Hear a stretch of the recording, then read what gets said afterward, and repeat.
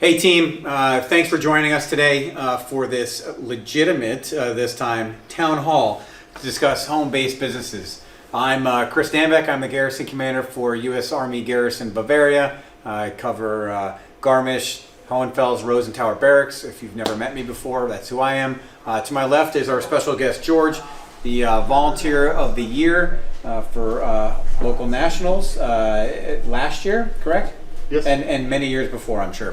But he is our local German tax professional who is here to provide you all with some information on what that means as far as when you are required, the entire reason this came up, right? And we had the last meeting and we were, told all of you to cease fire, freeze for a little bit as we gathered more information on how to register for a tax ID and what the implications are of that. Next to George is Miss Janelle Boy.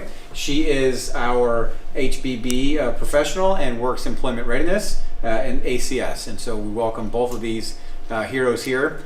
And to my right is my protective blanket and all of our protective blanket with Major James Paul from our legal office. So this crew here is going to help all of us understand a little bit more about home-based businesses, some of the implications of which are only recently coming to light because of some activities that have been happening in the past that got us to this point. But first off, this is, I understand the importance of all of this to all of you. It is the Chief of Staff's #2 priority, published back in October or November of 2019. As part of his People First initiative, spouse employment. And so super excited. I've told you this before. I was going to brief the Secretary of the Army on the hundreds of HBBs that we have all up and down this garrison. And then we got some feedback from one of them who were actually from Garrison Rhineland Falls about what exactly are you doing down there not requiring your HBBs to procure a German tax ID number. And so that's what led us to this point. And so that there is why we're having this meeting. Again, I'm looking for some other notes, sorry. All right. But if you're running an HBB back in the States, you've got to understand, you're here in Germany. It is drastically different. Most of you already know that. It is very different here. And all of that basically falls under the umbrella of an international treaty that the United States and Germany entered into in the early 1950s called the Status of Forces Agreement, when it was outlined how we would operate and live here in Germany. And that's why you get these really cool ration cards when you show up, and you get to tick off the cans of coffee that you buy because it used to be rationed. And the Germans would only allow so many cans of coffee in the country and only so many bottles of liquor, right? So that's why every time you go to the shopette or the commissary, you got to pull that bad boy out and get it ticked off by the person checking you out. I always forget mine, so I drink a lot of German coffee, which is fine by me. Status of forces is something we really have to understand. That gives us a lot of our left and right limits in terms of how and what we must be able to, how we operate in our daily life, and also, especially for all of us here with our home-based businesses. A few of the things we did a live, one of these about 4 hours ago, still exhausted. But it was a lot more fun to go back and forth. So I'm just going to have to read to you right now some of the things that you can and cannot do under the status of forces, right, with respect to operating your HBB. You cannot utilize the military postal service for any business purpose related to your HBB. It's not allowed. It's a service that is provided for you based on your status here as a military spouse and military member, and so that is verboten. You can't use your vehicle that's registered with the U.S. Forces for any of your HBB related activities, which means you can't go pick up food from Edeka, right, or Aldi. You can't go pick up crafty things from Obi in your U.S. Forces registered vehicle, because the Germans aren't getting the taxes that you would be paying if you had your own German car, which you can't have because you're required to register your vehicle with the U.S. Forces here on the installation. Also, you cannot use any of the tax-free gas from Hbbs, right? You also have a little card for that business right there, and so you cannot use that either. And so you can't drive the card and use the gas to go do anything with respect to your home-based business. You cannot use Hbbs, commissary, any other tax-free entitlements with respect to your home-based business. So there's a giant list of things right now. If you look at your business and what you're doing, if any of those things you're doing, you should not be operating your home-based business. And that's before this tax ID issue even came up, right? So those alone are just a baseline SOFA things that you can't do before you even consider doing what George is going to pitch to you, or at least coach you through a little bit, give you something to consider with respect to that. Okay? So that's really, if you cannot do your business without using those things, then you need to stop considering contacting Janelle and requesting a packet to start a home-based business. Okay? Everyone here is subject to the SOFA, so please keep that in mind. Renegotiation of that SOFA, as old and archaic as it might be, as cool as I think those ration cards are, it is a little bit archaic. It's kind of a non-starter. If you really like your free, or not, if you like your tax-free gas, if you like that reduced cost for your fuel, that would go away first thing. That'd be the first thing to go away. It'd come right off the table, and you'd be paying full price for your gasoline and fuel to your car. And I don't think that the Dodge Ram heavy-duty triple cab guys would enjoy that, any of that. I don't even enjoy it, and I have a little GTI Volkswagen. So that's not a good starter point. And unfortunately, if we try to renegotiate the SOFA, that is what experts think will be the first thing to be taken off the table. All right, so just to be clear, if you're conducting a business activity on the installation with intent to make a profit, then it's a business. And that business must be registered with the installation, right? Approved by this guy, and you must get a German tax ID. And that's why I'm going to hand it off to George right now to run through a couple pointers, a couple tips to make sure that you understand the implications of that, and give you some more information that you can really make an educated decision on whether if you don't think any of the SOFA stuff applies to you, you know you can walk around the corner to get your foodstuffs if you want to cook. You know you can walk to Obi and take care of that way. He's going to give you something more to think about when it comes to applying for a German tax ID. So, sir, the floor is yours. All right, Colonel Dambeck, thank you very much for the opportunity. Yes, so what are going to be my points today for all of you? I want to point out and highlight for this very specific tax aspect, HBB, what the take on that is from a German tax law under both German national tax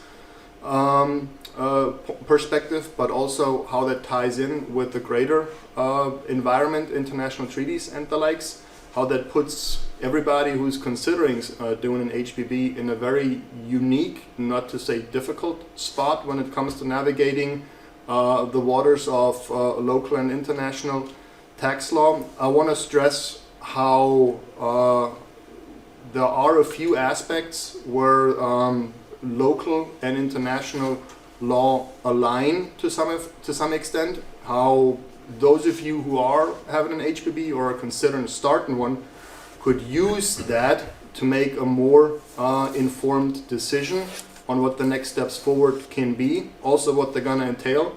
Along that route, I would like to discuss and clean up some urban myths and misperceptions about what taxation in Germany is and what it is not.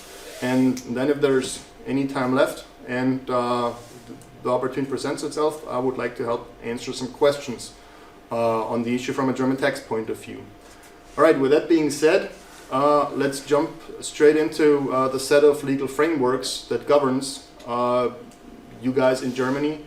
Well, it's a plethora, and some of those are because you're Americans, some of those are because you're in Germany with the military, and then there are some who cover you just because you're doing something in Germany outside of military and as a foreigner.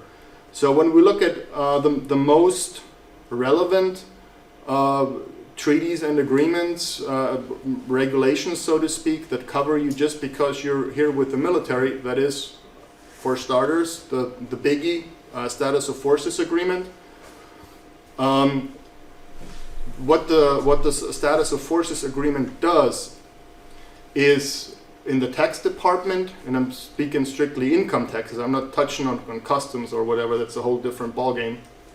It does exempt any federal government pay that you draw while you're serving the US in Germany, period. What it does specifically allow, and it is very clear, is that any income that you generate outside of those privileged government channels, that may be taxed by the host nation in accordance with all the laws and regulations that apply to this specific source of income. So it does allow for HBB income to be taxed and accounted for under German accounting and tax rules. Also, what NATO SOFA doesn't do, make any further stipulation how this taxation or exemption thereof is to be carried out and exercised under German law. It says it can be, and the details thereof are subject to additional regulations, which brings us to the Army in Europe regulations, which in itself don't necessarily apply to every single one, just certain members of the force and civilian component when we talk about the specific aspect of an HBB. It is, in some areas, the interface to the host nation tax law, and again, with the specific focus on an HBB, US Army Europe regulation applies to business activities in government housing. And that includes hobbies intended for a profit. What it does not apply to is a recreational activity, a hobby that you don't exercise for profit. I said earlier, the US Army regulation is interface to the host nation law.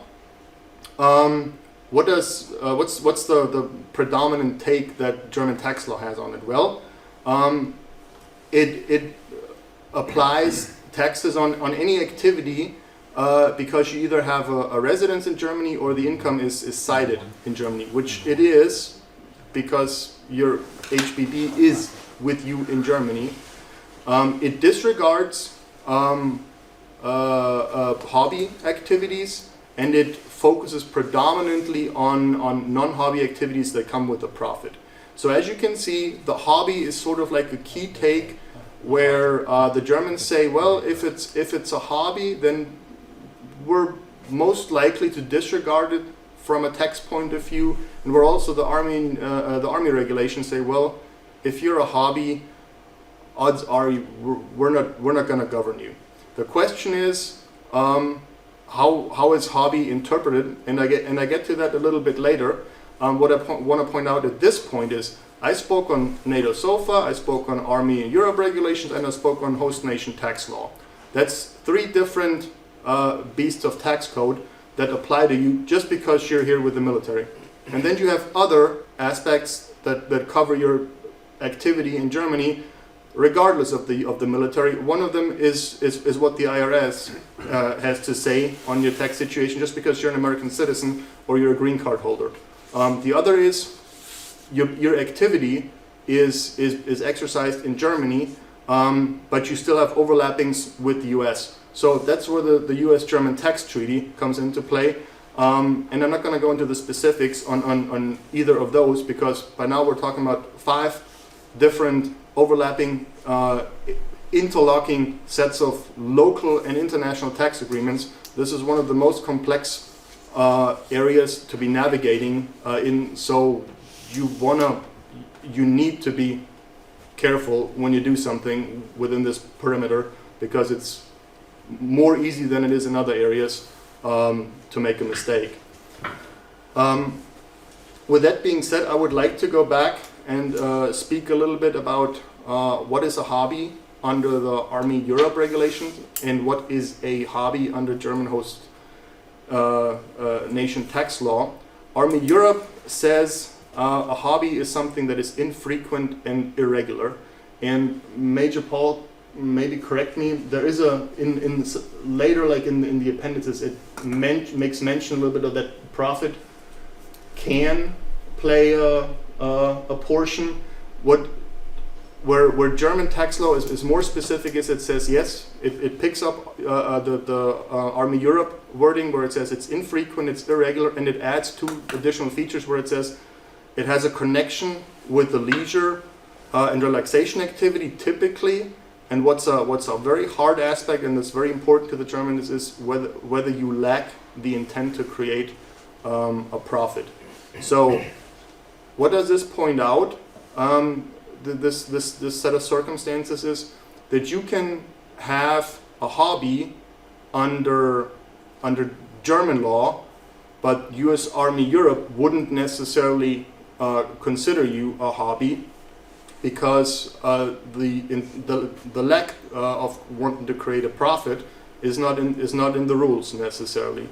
So, and this is where the tax ID issue comes in, is because in order to reliably make the determination whether you have a taxable for-profit enterprise or a not taxable for fun hobby, that decision needs to be made by a German tax office, which means that's the reason why you should get a tax ID. You hand all the information over to them, they run it through their system, and by the end of the day, if they realize there is no profit for us to tax, or the revenues don't add up, well, that's the official stamp that, okay, it obviously is a hobby, but it is important that the host nation can make that decision themselves, unless it is so obviously clear from the very beginning that there's not going to be any taxes, and you will be a hobby from the very beginning. But what that requires is that you have to put a lot of thought into what your activity is going to be up front. You're going to have to brainstorm on what's going to be my revenues, what's going to be my total income, what's going to be my client base, how many deductions, qualifying deductions under German tax law do I think I qualify for, and possibly brainstorm with a local tax professional on the issue. So what that means is either you can from the beginning make sure that you stay small enough to where there's never going to be a profit, and then you will most likely not trigger any detrimental effects under Army Europe regulations and the German tax law, or you go big enough to where it is clear beyond the shadow of a doubt that you're a profitable enterprise, and then you need a professional accounting and tax handling on the German side anyway. For everybody in between who thinks of dabbling with it, being like, oh, I don't know, let's see what happens, what I just told you is almost a guarantee that you're going to end up spending a lot of money, a lot of time, and a lot of nerves for something that is not really going to yield any substantial financial benefit by the end of it. And with that being said, I would like to move over and into some common misperceptions on the subject that I've heard so far. For example, some people seem to think that if they don't make more like X in revenue, or if they don't have any more than so much in profit, they should be good and off the hook. Well, that's not accurate, because revenue is a term from the German VAT system, and profit is a term that comes from the German income tax system. Two different German tax codes. Under the VAT system, I would need to know who your clients are they business, are they individuals, where are they located, is it Germany, is it Europe, is it an unrelated third country, and profit is you can have a negative profit, so a loss, or you can actually end up in the plus, but it's impossible to just like guess it from the beginning. So any figure that you heard somewhere is likely wrong. Speaking of hard figures, for example, 410 euros seems to be a popular one. There's one on the question and answer form here as well. So this okay. the same number. So glad we're answering it now. That number, that's almost like a blank check that the German payroll tax system writes for those who have a normal German job but a small side hustle.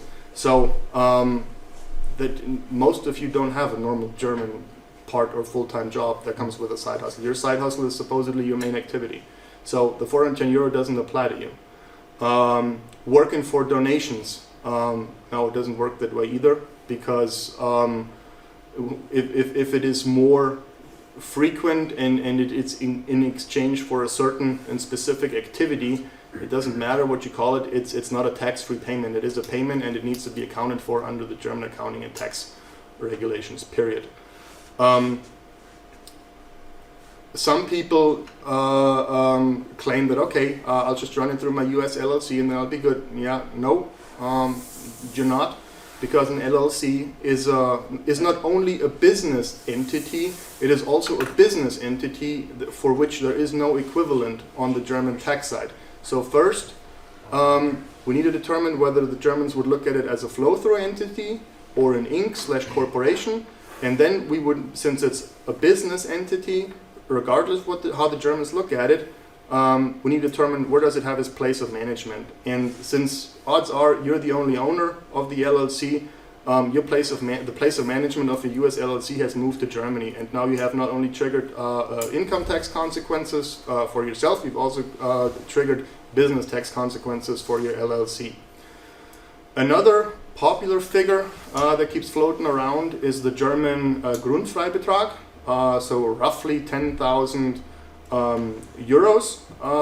Well, that's a certain threshold that only applies to people who file in Germany as ordinarily resident. For anybody who's under SOFA, typically your filing status is non-ordinarily resident, and you would have to try to reclass and requalify as ordinary resident. There are additional requirements to meet that, so don't count on getting the 10,000 grand, the 10 grand. In addition, when you reclass your filing status, it comes with increased reporting requirements to include your husband's job, salary, and federal gross income. Your spouse's job. Yes, your spouse's job, not your husband. Yes, spouse. But that's an important risk, because there are some questions on here. That's an important thing to consider, right? Because that is, because people have asked, will that open up my spouse's military salary? Well, if you have a side hustle, if you're a military person and you have an HBB on the side, which they are out there, now your entire income is open if you register as an ordinary resident. Yeah, at least they will look at it, and yes, the problem. It's a big risk. Yes, just as an ordinary resident filing to take that route. Yes, and I had clients before who worked normal jobs but had their spouse had military ties, And they were like, well, what can I do to like get a larger refund? I said, well, we could reclass your filing status, but that means I need this and this and this and this piece of information on your spouse as well. And they're like, oh, no, don't worry about it. So yes, do I personally and professionally think that it is a huge risk? No, but I can't rule it out with all uncertainty. So it's something that sits on people's mind, that makes them feel uneasy. So I mention it, and in most cases they're not. I would guess people would choose to continue filing non-OR just because they don't want to volunteer information that they otherwise wouldn't have to. All right, to resume with a few misperceptions. What I don't recommend you do is that you have like your friend, your neighbor, or any other person who means well but probably isn't qualified in NATO, Army regs, German tax law, US tax treaty, and IRS law to help with this, because they tend not to know what exactly it is they're doing, and they can't oversee the consequences that it might trigger. A great example is on the questionnaire that you would fill out if you were to register for your HBB, you get profit and revenue mixed up. That's a guaranteed way how you're going to end up with a tax prepayment plan that is larger than what you're ever going to be making with your HBB. Another thing that I don't recommend you do is just rely on what your friends, your neighbors, or whoever it is seems to have done or recommends in terms of getting a tax ID or how to go about your tax business. Like he might say, "Oh, I haven't registered," or they might say, "Just don't worry about it." No, there's a reason why there's protocol in place that needs to be followed. And to bring that around to another urban myth, the German 40% taxes that you're supposedly on the hook for. To put it in perspective, if you're on the hook for a 40% individual income tax rate, filing single, your gross income is somewhere above 300,000 euros. So unless you're there, I wouldn't worry about the 40%. Last but not least, to bring it to a close, do I understand that this is a tough spot for military spouses to be in, because there's a lot of red tape and there's a lot of uncertainties and things don't seem to be adding and matching up, and it's frustrating? Yes, absolutely. But I need to bring this back around to the first slide. This is so difficult because you're trying to navigate, and you're having to navigate NATO SOFA, Army regulations, IRS, tax treaties, and German tax laws. And that's why I think you should ask yourselves really hard in the first place, is the time, the money, the nerves, with the prospect of, by the end, having this classified as a non-taxable hobby, worth me dabbling with it, or shouldn't I just like try to keep it either sufficiently small in the first place, or make sure that I go sufficiently large in the end? This, I think, is the most relevant input from my point of view. I will hand back over to you. Yeah, so we can, we've got a couple of questions. So people are on watching. So if you're watching and you have any questions, please put them in the chat. My trusty PAO is here watching with me, and I've got it in front of me as well. It's not so distracting for whatever reason this time. It's probably because the volume's not on. It's terrible to listen to yourself talk when you're a 15-second delay. So I'm going to handle a couple, and if I'm saying anything wrong, guys, all of you, please reach in, okay? Because I want to show that I'm really smart, and it makes me feel really good. So has there been a change to the SOFA or the German relationships? No. No, no, no. Not at all. One of the things we're trying to do here is make sure we maintain that great relationship by not trying to bypass the SOFA, right? And ignore the German law that we're, as you've heard from me and from George, we are very much subject to here in Germany, right? And that's what makes us different. And that's why that needs to be part of your calculus as you decide whether you want to renew it or start one, right? And the renewal piece is by June 1st, okay? You've got to make that decision. Nothing has changed, right? What happened was we just failed to do that check. And I don't know when that check stopped. And right now, Janelle's been in the job for about a month. I found out this was an issue about a few weeks before Janelle came on board. So together, we're going to fix this, all right, and make it right by you guys, protect you guys, because there's an inherent risk with doing this, right? If the customs authorities find out that you're doing any of the things beforehand that I talked about, right? Using your car, using your tax-free benefits, any of that. If the Germans find out that you're making 10 grand a year and you're clearing 20,000 or 2,000 euro, they're going to want a piece of that, right? Because you're here in Germany conducting a business. And so that's just something to think about. No relationship has changed. The Germans still love us. And we're in the best state in Germany to be an American soldier and to serve, right? The Freistaat. I will sign off on that without even having to look at it twice. Can we sell? And so I'm going to assume. So the question was, once we get this tax ID, can we sell to non-DoD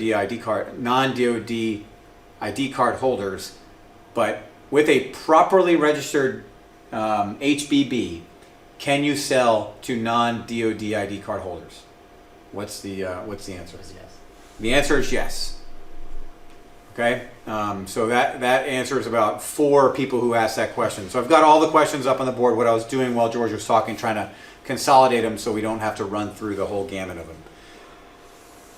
So this happened. This has come up in the past. It happened. It came up the last time this afternoon, and also has really been the crux of this issue with what you're getting from the rat house, and that really is you're registering your business with the local authorities, right? And if you go into your packet and you find the AE Form 210-70 Alpha, that's covered underneath 2A.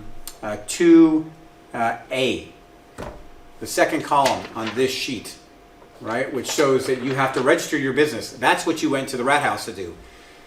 In the past, I think that's been conflated with a tax ID number, and that's not the case. And they are not the authority, as far as I know, and as far as we've discussed. They are not the authority to tell you whether or not you should apply for a tax ID number. You must go to the tax office, and to kind of veer off for half a second, how do we find out what tax office that, where is the location these folks can go to find out the tax office that associates with their local area? So on that, to get back on the Rathaus real quick, what the Rathaus does is it takes the registration of a trade. It does not handle like contracting freelance registration, but what the town hall registration does, it sets that the registration wheel in motion with the tax office, at least for this particular business activity that the town hall is in charge for. When it comes to the tax office that is in charge of you, that is, you can look that up online, Finanzamt search, and you Google and you enter your home address, your residential address, not your APO, and you will get the answer to that. When you look, you can avoid having to worry about which tax office is responsible for me when you register online through the Elster form, because when you give your residential address through that registration form, it will automatically, once you hit send, get the form into the proper channels. What I would like to add, it was a good point that you had earlier, is because why does it have to be so by the book and so strict? It's because I said earlier, it's probably worth it only for those who are large enough, or for those who stay small enough. The reason why that is you want to make sure that you don't get yourself tangled up somewhere in the middle that will then end up costing you a whole lot more than just the 10% maybe in German taxes, or the sleepless nights because you don't know how to like get that tax ID.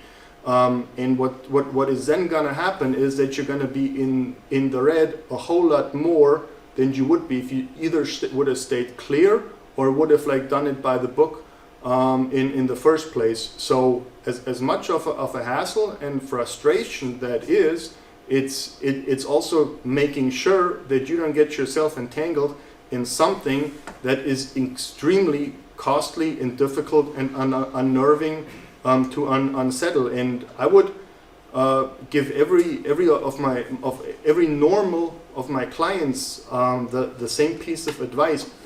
My job as an advisor is to make sure that you don't end up in something that you didn't want to end up with. So I would give equally strict answers for anybody who presented a different set of tax questions to me. I would tell them, if this is not what you want to do, don't do it. And the reason why is because this law and this law and this agreement governs your situation. If you don't want to end up in a quagmire with either, don't do it. And that's an aspect that I think is commonly overlooked when we're discussing the issue. Yeah. So one of the questions, and there's one or two online, and then also we got earlier about tax write-offs. I do think that if you can claim a foreign tax credit on your U.S. taxes because you pay German taxes, so you have that write-off. But any other write-offs, we are not here to discuss that with you, right? None of us are qualified, aside from that last comment, because it's pretty common knowledge, to say any of that. So you'll have to contact on the German side a German tax professional, on the U.S. side a tax lawyer.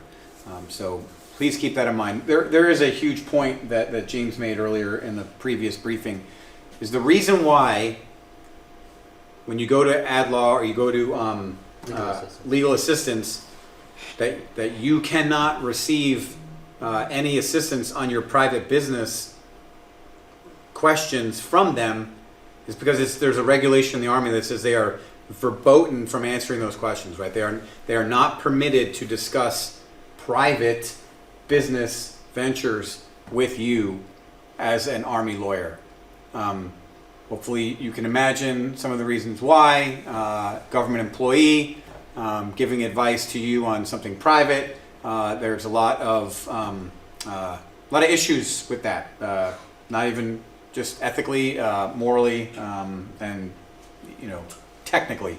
So that is the reason why. Not only that, like there's the German tax professionals that you have to take on to help you advise through your business are there to help you with the German tax law, right? That's why you've got to go to them because they're the experts. And I said this earlier. There's a lot of folks out there who have already kind of squared this circle, tackled this nut, and so we at the head of the table cannot advise you on what tax attorney to go after and pursue. We can't give you a list of them. It would be exhaustive, but also that would put us at risk, and we're not permitted to do that. Okay, so you'll have to talk amongst yourselves to find out who's got a tax attorney a German tax attorney that they can share or that they can recommend. So that's one thing that came up last time. It hasn't came up on the net, but just want to make sure we address that. Vendor events. So really, really, really want that to happen for everybody. And so I reread this, and I think that there's a piece in here that I can approve folks to solicit on post, and we may be able to pull off some kind of vendor event for you guys. Whether or not you can participate in Crown Jewels, I don't think that's feasible because of how Crown Jewels is set up.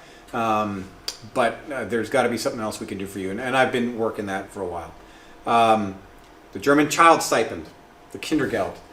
So this is part and parcel to another piece with the OR, right? And so if you can talk a little bit about that.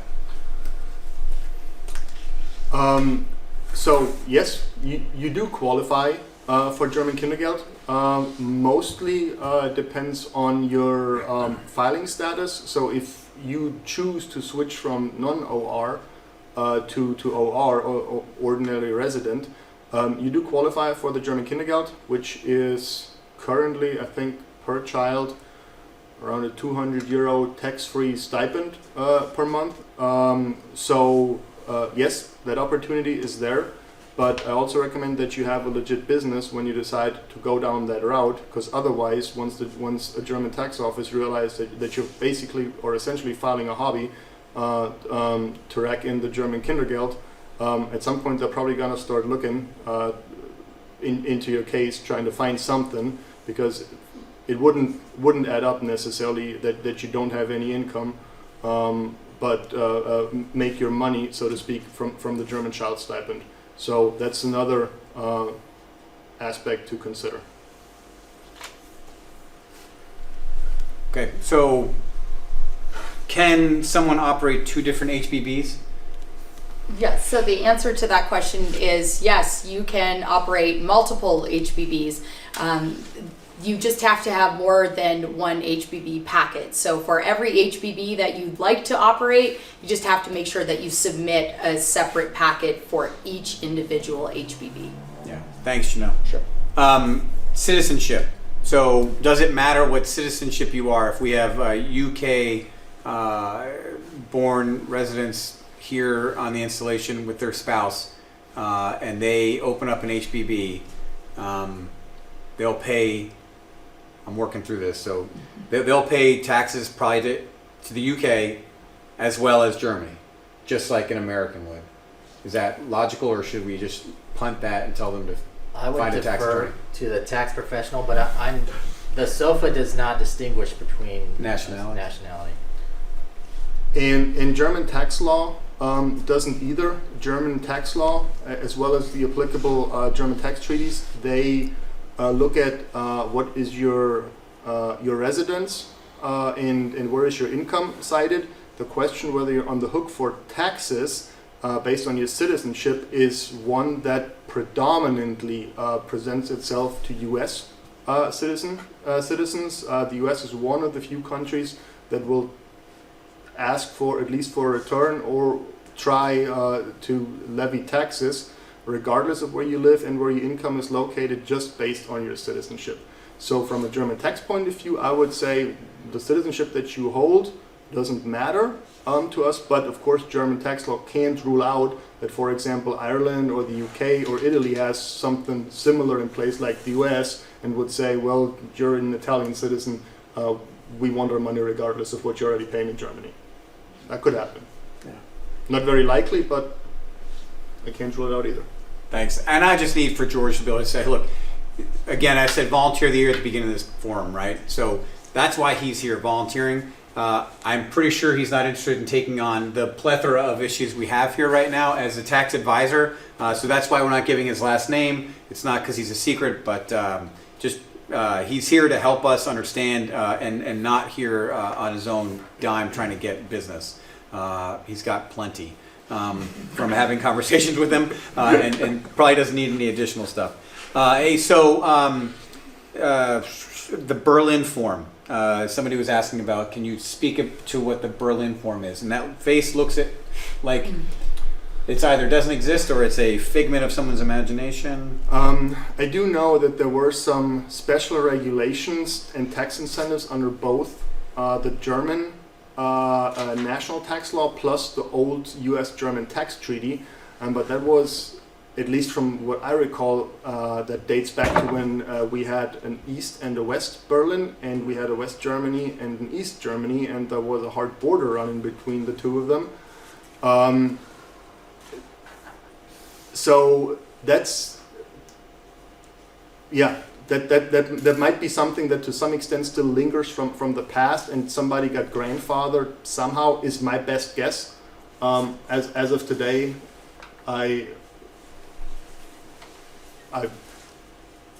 no. Probably not a real form anymore. Okay, so there's a few things I want to cover because there's about 3 or 4 questions that address this, like how much. And the sad thing is everybody joins us at a different time. So if I don't answer your questions because it's been previously answered, and I know that must be irritating, but you know, we only have so much time. And so please go back and watch the entirety.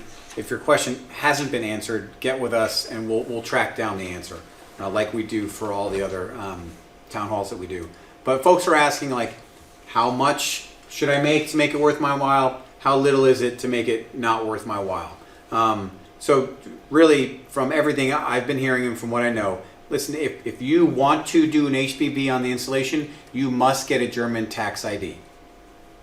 Regardless of what the rat house told you, if they said you don't need to, whatever, you must have a German tax ID. Okay? It's in the regulation. We're following it now. I don't know. I can't speak to why we haven't been in the past, but that's the bottom line. Okay? So I don't know that answer. That's what George is trying to tell you, right? It depends on your situation. It depends on, you know, how much money you anticipate making, how much your expenses are. There's all sorts of different things that it depends on. What was another one? How much money? What range year should you aim to bring it in as an HBB to make it worth pursuing? You'd have to talk to your German tax advisor about that, right? Because you have the ability to have exemptions through the year that might show you have no profit. But at the same time, it takes a German tax professional to walk through you with that. And so just please take a look at pursuing, if you want to do this, you probably will very much have to sit down with a German tax professional, all right? And I know that that's a pain, but at the very beginning, very opening of this, and last time we talked in the non-town hall, it is all, you have to start at the sofa level, right? It's not the Germans, it's not me, it's not us, right? We're too young to have been a part of the SOFA negotiation, but the international law and that treaty that was set up outlined all of this stuff, right? Said if you're an American here and you're getting paid by the federal government, we're not going to touch it. But if you make €1 more in profit and you're living here, then you're subject to German tax law. And as the Army put together the Army in Europe regulation, it went off of the international treaty, which requires you to register your business with the German tax office. And so the bottom line is, if you can make sure, if you can answer all those things I talked about up front, right? That you can bike or walk to the store to pick up your food. You can walk to Obi to pick up your craft stuff. You can use DHL or some other means of getting your stuff to your house that you're not using your CMR. If you're not, what's another one? If you're not driving around, if you're not delivering your stuff with your car that's registered because you're here with the U.S. forces and using the tax-free gas that we have. If your business can do all of those things, you still need to go register for a German tax ID number. It's still a part of it. So what we hope to have done today, because I think most of the questions have been answered as I'm scrolling through, and again, we can't go back as much as we'd love to and keep answering the questions that have already been asked. I'm scrolling through one last time, but I think I caught a lot of them. If you can't answer those questions and you don't want to pursue the German tax ID, you know, maybe the HBB is not for you.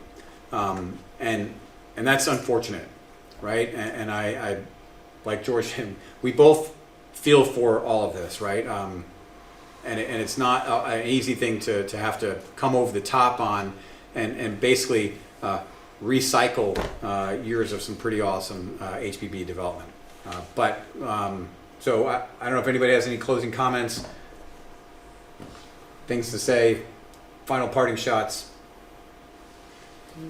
Not yet. Not yet. George? No, I I think we pretty much try to get to the bottom of it, see what a good solution is, but also it's like you said, neither of us at this point can like on his own account and with a very liberal interpretation of any treaty or rule or regulation just jump the gun and be like, yeah, this is the fix. Maybe a discussion will be set in motion at some point, but it's not there and it's not in the regs yet, so we have to play by the book as it is written today. Yeah. And there's a reason why the books are written the way they are. So final comment, I wasn't going to go there, but somebody did post a rather snarky comment there at the end. One, the rules for HBBs are not getting any stricter. They've been this way the whole time. We have just failed, and I've said this many times, we've failed to enforce them, right? Janelle's new on board. We are just learning about this, and so we are enforcing the rules as they are written. They're not getting any stricter, right? There's been no downturn in the German-American relationship. Two, there are a plethora of jobs on the installation. We talk about it all the time, sometimes till I'm blue in the face. My deputy and I talked earlier today. We're going to work hard with CPAC to get the spouses stuff pushed up higher and get the process shortened as much as we can. But there are, every community huddle, every town hall, we try to mention some sort of jobs that are out there and available. And I know that this was a major issue when I mentioned it during the live, so I'm kind of glad that people aren't going to attack me on it, but acknowledge the fact that it's difficult. We're going to try to make it easier for everybody because it's important, okay? So thanks everybody for coming tonight. Really appreciate your attention. Really appreciate the comments and the questions. And thank you, George, for what you've done for us today, educating us a little more, and Janelle for what you do every day, and for having my back. Thanks, guys. We'll see you later. And remember, even if you're upset about this, it's still better in Bavaria. Ciao.